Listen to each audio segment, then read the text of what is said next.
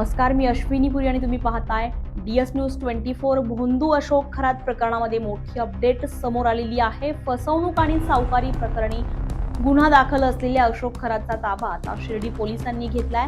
न्यायालयानं 9व्या गुन्ह्यामध्ये अशोक खरातला 14 दिवसांची न्यायालयीन कोठडी सुनावली आहे। त्यानंतर या प्रकरणाच्या तपासासाठी शिर्डी पोलिसांनी न्यायालयाकडून त्याचा ताबा मिळवलाय।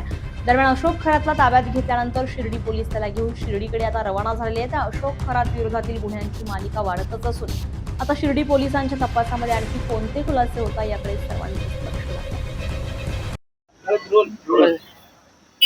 आज आरोपी अशोक खरात याला SITने 9व्या गुन्ह्यामध्ये माननीय कोर्टामध्ये व्हिडिओ कॉन्फरन्सिंगद्वारे हजर केलेलं होतं।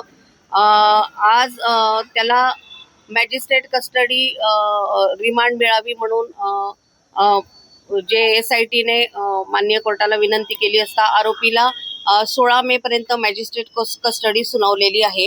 आजपर्यंत हे जे SITचे गुन्हे आहे त्या गुन्ह्यांमध्ये आमचे जे सरकारी अभियोक्ता आहे शैलेंद्र बागडे त्यांनी अत्यंत उत्तम कामगिरी करून त्यांनी आणि मी SITच्या वतीने माननीय कोर्टामध्ये प्रत्येक वेळेला हजर राहून आरोपीला जास्तीत जास्त पोलीस कोठडी घेतलेली आहे। आणि हे जे आरोपीने केलेले गुन्हे आहेत ते अत्यंत गंभीर महिला अत्याचाराचे आणि संवेदनशील गुन्हे असून समाजात आणि जनमानसामध्ये या गुन्ह्यांची चीड निर्माण झालेली आहे असे हे गुन्हे आहेत। तर आज या आरोपीला पहिला जो 9वा जो गुन्हा आहे त्याच्यामध्ये मॅजिस्ट्रेट कस्टडी केल्यानंतर आरोपीला शिर्डी पोलीस स्टेशनचा जो फसवणुकीचा गुन्हा आहे CR नंबर 213/26 त्यामध्ये वर्ग करण्यात आलेला आहे आणि आज त्यांनी शिर्डीवाले त्याचा ताबा घेणार आहे। थँक्यू।